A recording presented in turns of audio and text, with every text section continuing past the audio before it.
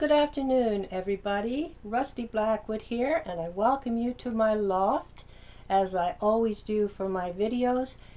It is quite a nice day here in Niagara. It's actually gotten quite warm today, warmer than it's been the last couple of days. The temperature sort of really took a drastic drop downward for a couple of days, and now we're back up to, it says 72 Fahrenheit here on the bottom of my screen, so I guess that's what it is. And so I set mine to Fahrenheit because I'm still old school, and I prefer, when I look at something, to know what it is without having to try to figure it out in Celsius. I've spoken about that before. That, when everything changed to Celsius here in Canada. And I can do it, but I don't particularly care to do it. And to me, I couldn't see any need to change back when it did, and I still can't see the reason why it had to stay, that we didn't return to the way all of us were brought up with the imperial system.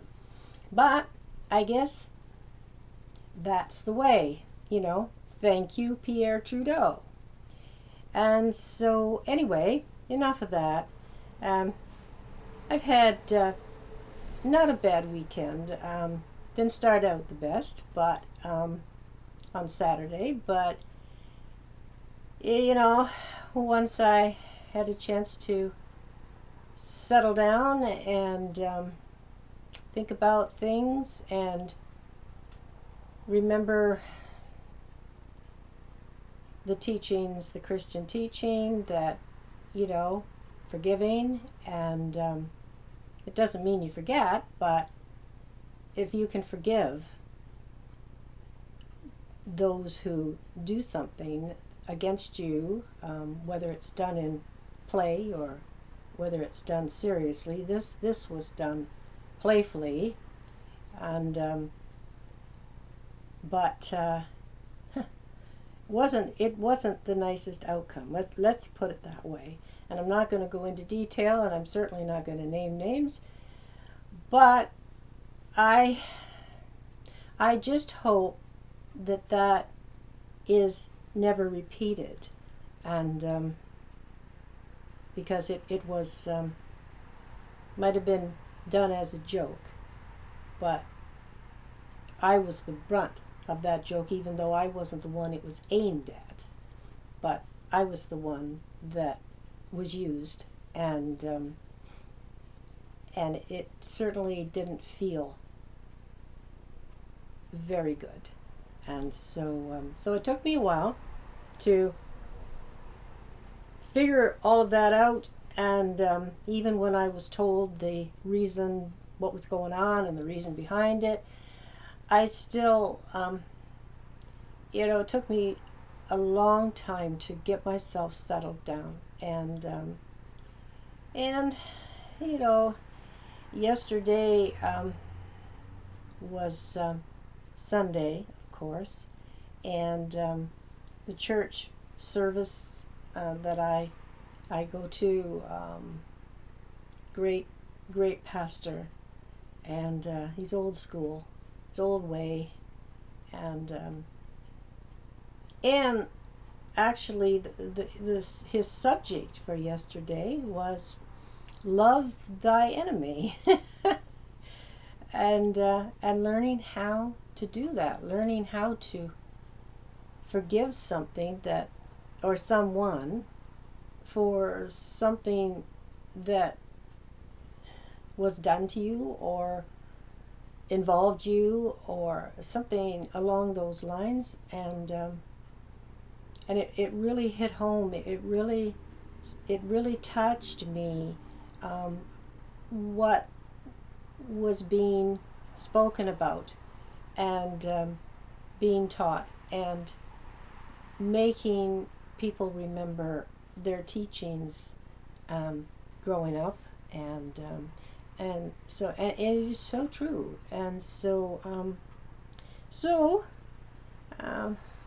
once I could get myself in the right mindset, then it was easy to have everything like sorted out, how I was feeling and why, and to be able to forgive it and move on. And so and that's what I did, and I hope that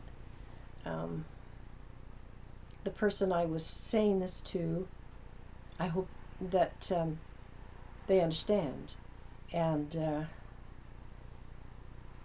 and so anyway, that was that. And then I went yesterday afternoon to my eldest son Jamie's, and where I often go on Sundays, on Sunday afternoon.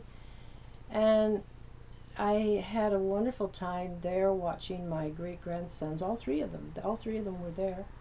And they were in the pool and getting their getting their fun in while they can before their grandfather and grandmother close the pool for the season.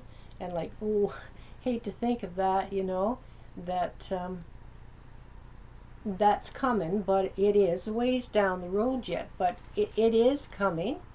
And rather than wait until the last minute, the water in the pool was cooling down greatly because of the days that were below seasonal temperatures for this time of the year. And so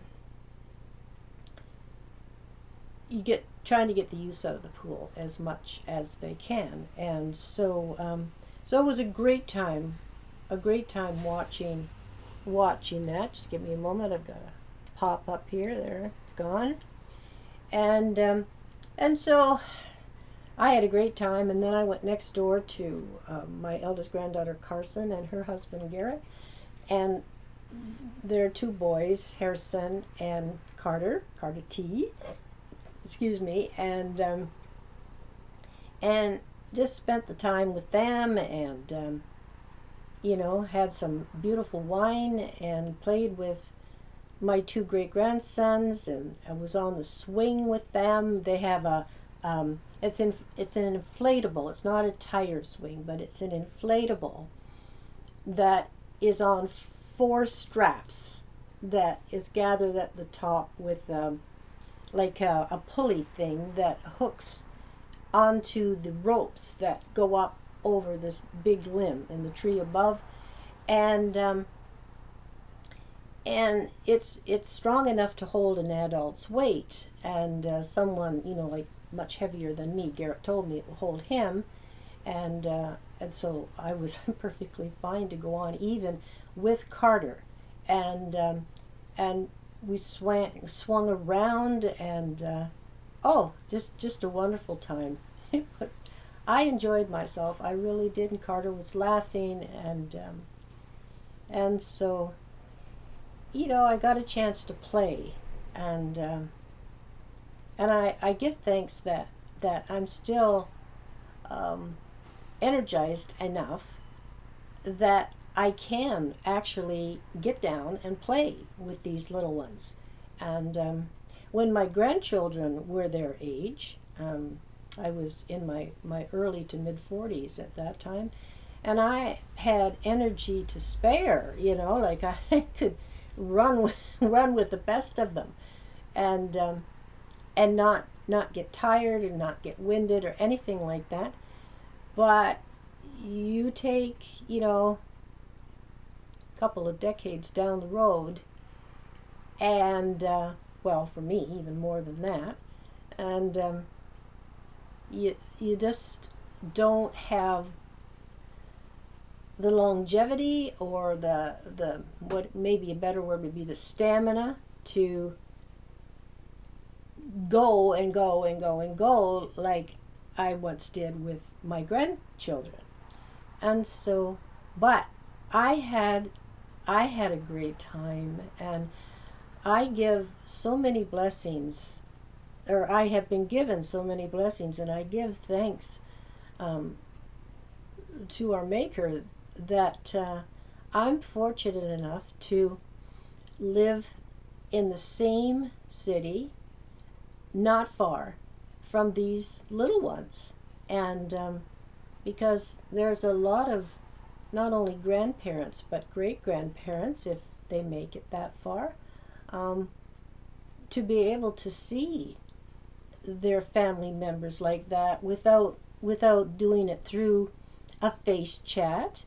And years ago, before computers, that was only done through enclosing photographs into a letter that you would send. So, I mean, I'm doing okay, and that I have these opportunities that I do, and so I make the very best of them too, and I will continue to do so as long as I can. So, today is the 28th of September, or pardon me, I'm really moving forward, aren't I? That 28th of August. Tomorrow, the 29th, is the birthday of a very, very dear friend of mine. She's a romance author as well, novelist, and so I wish her nothing but blue skies and smiles and laughter on your birthday. Happy birthday, my sweet, elegant, dear Gina. And mwah, to you. And we'll get together as soon after as we can, because I know you're going to be swamped with family. That is the Italian way, and she is Italian, and they really rally round their family members when something special happens. And so I hope that she has a fantastical birthday, and I'll hear all about it, I'm sure, when I see her next, and which I hope will be very, very soon. I want to take her to lunch, and we can have our own little celebration. And when we get together, we usually have catch-ups, because sometimes it's been a while, sometimes a very long while, in between the times that our lives allow us to get together. And we discuss our work, we discuss what's going on in the publishing world, and the ins and outs and the ups and the downs, and the hardships at times, the hair pulling experiences that you can have, and celebrating the joyful ones that you can have, the feelings of accomplishment when you finish something that you've been working on for a very long time. And so she just recently released a new novel that is a sequel to her very first novel, The English Professor, and the name of her sequel is The Professor's Daughter, and it picks up from basically from where the English professor leaves off. And I mean, her work, oh, you travel the globe in her work. She just sweeps you away, and you are right there in the middle of what she is describing, and what she is writing for your entertainment. And all 5-star novels. She's just a natural, gifted writer, and I so enjoy her work. We've known each other now for, I believe we met in 2014 at a author event down in Niagara Falls Library in Ontario, down at the Falls. And it turned out that, there was, I don't know how many authors. There was authors that were on tour from the States that were there, all independent, all indie authors. And at least I believe they were. It was my understanding that they were. And And it turned out Gina's table was right to the right of mine, and I was there with Passions in Paris, Revelations of a Lost Diary, and Gina was there with the English professor. And we hadn't met before that day, and she, the kind, generous person that she is, she come up to me and introduced herself, and she was most interested in my novel, and I could see hers, and so we just exchanged novels for each other to read, and that's how when I started her novel, it wasn't long, and I was just sucked right into it, and her with mine, and so. And she has supported every novel that I have since done, even my adult Durwood comedy series. And in fact, she took, I believe it's Durwood Returns, which is the second in the comedy series, with her on a Caribbean cruise. And when I saw her after the fact, she told me that she had put Durwood into the library on this princess cruise on the ship, and after she got off the ship with her husband, Durwood kept on cruising. And I think that is just fantastic that she would do that. But in this type of, when you're an indie author, you do what you can to help and support fellow indie authors, like whether you know them or whether you don't.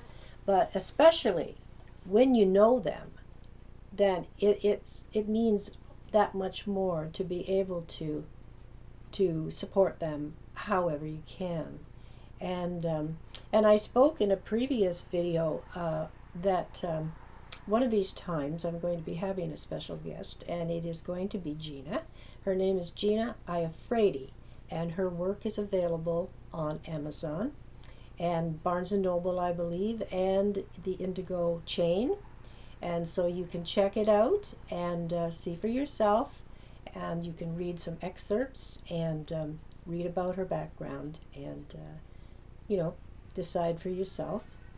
And but I had asked her when I saw her last if she would be interested in coming on one of my videos with me as a guest and speaking about her work, and just sort of a back and forth casual video, and I'm sure you will learn a lot about her, and maybe even a little bit more about me and my work, and maybe find some things out about each of us as an individual writer and personality that maybe you didn't know before, or that you would be interested in finding out. And so we shall see how that goes. We haven't set a date for it yet, but she is open to do it.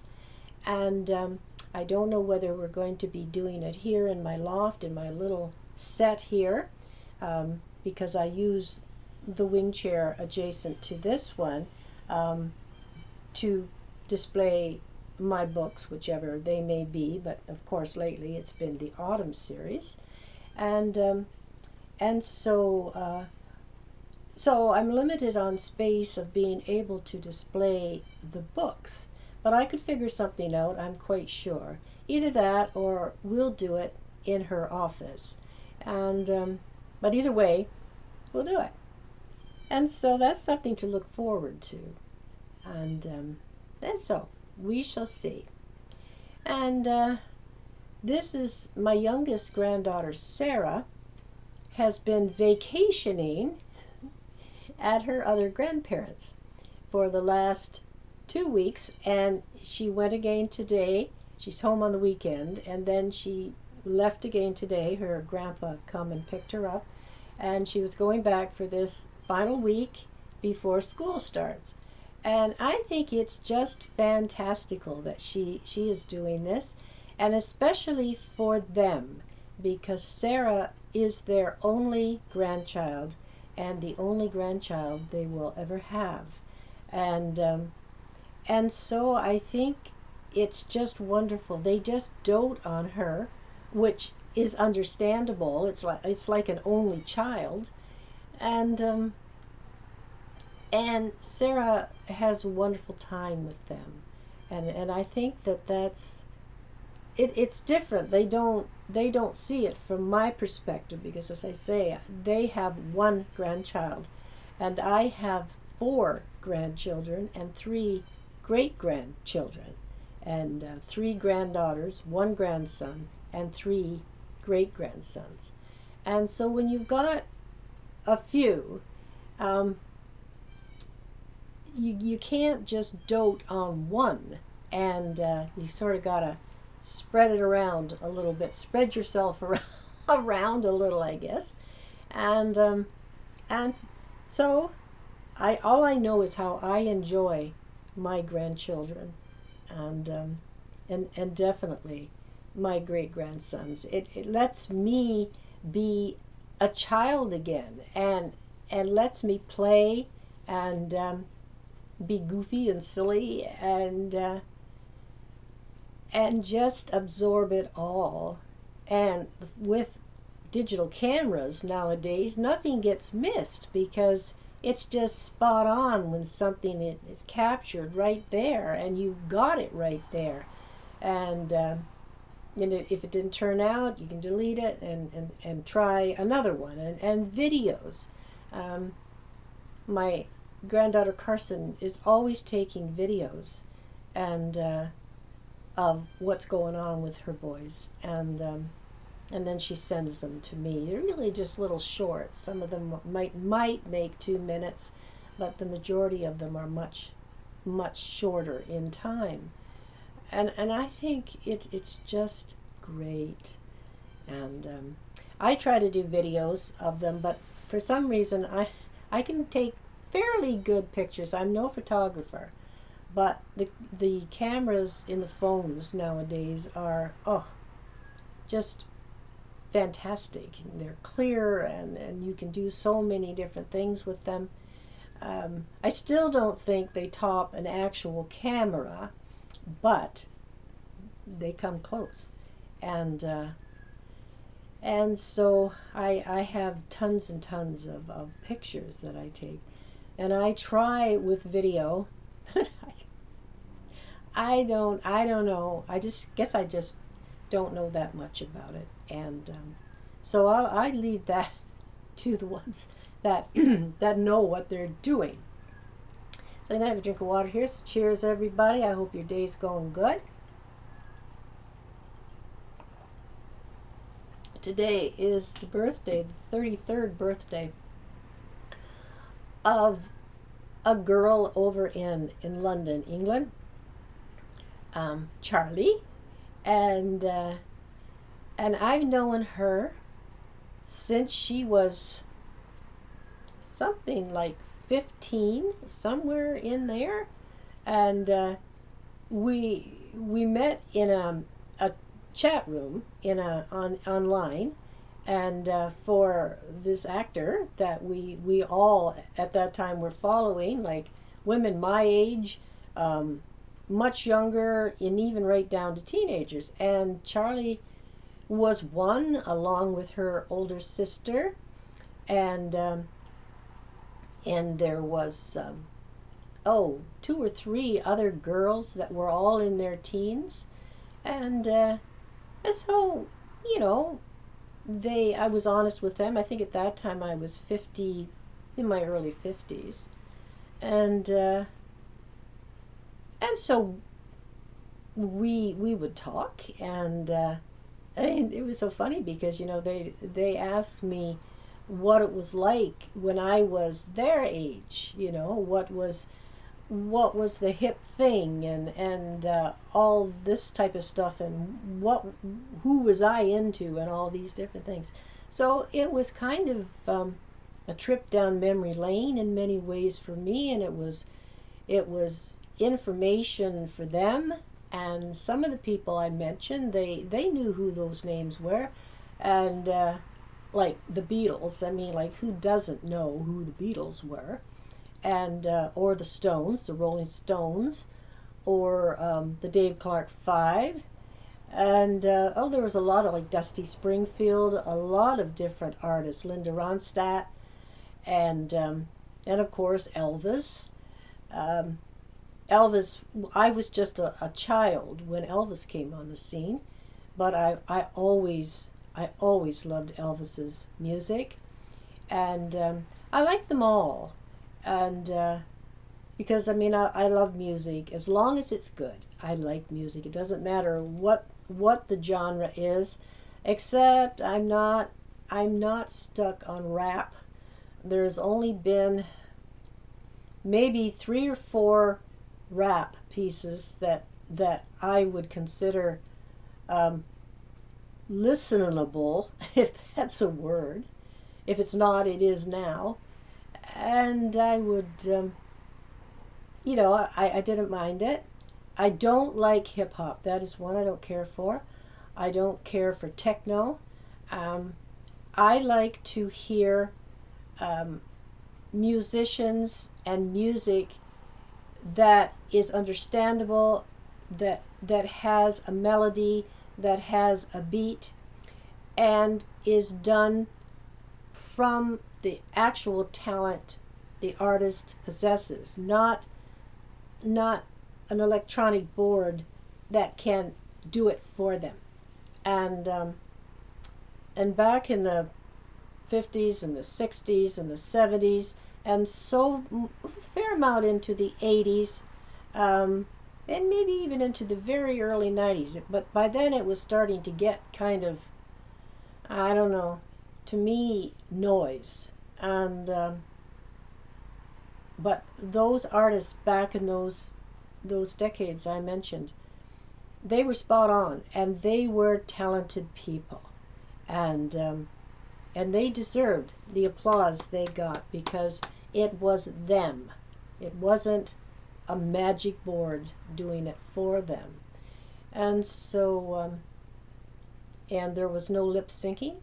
They when they performed live, they it was them.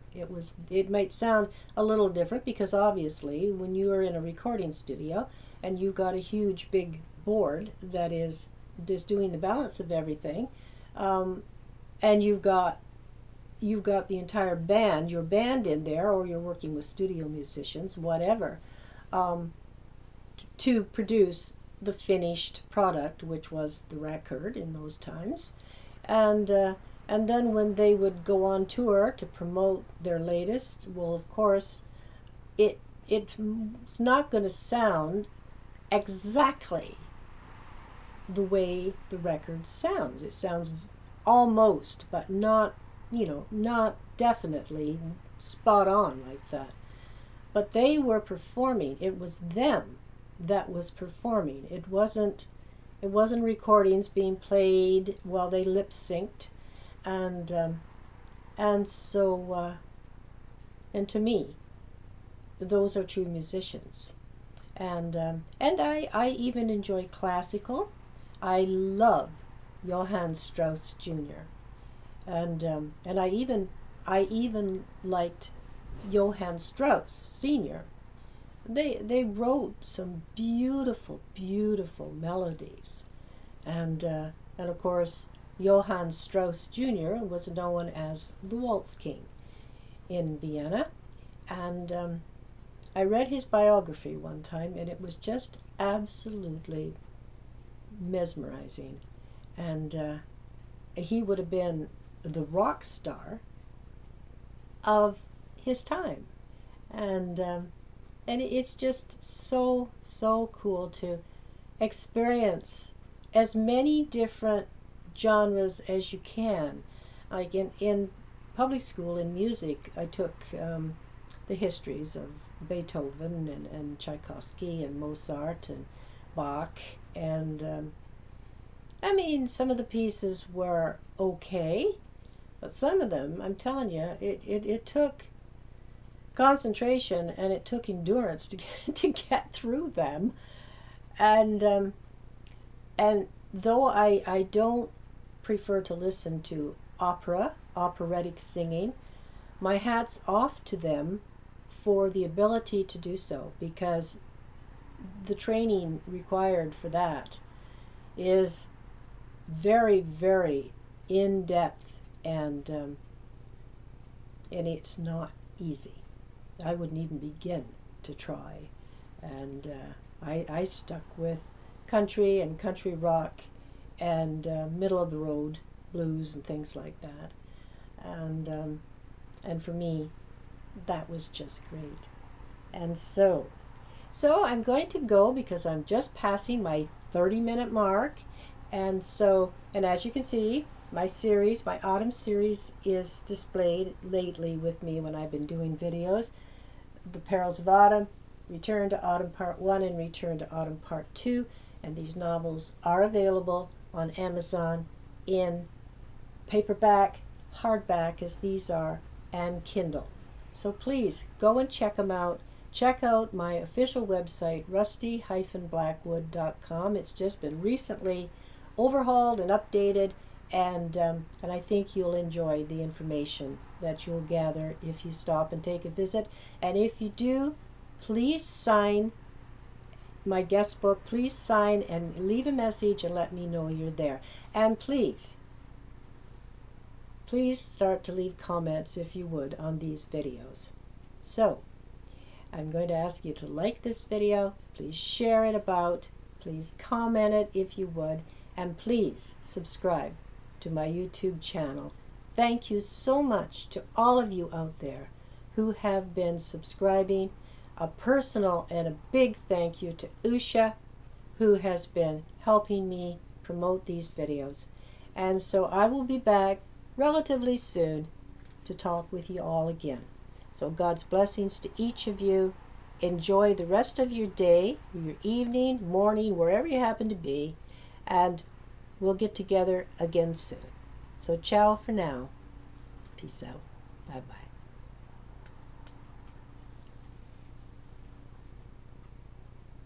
Bye-bye.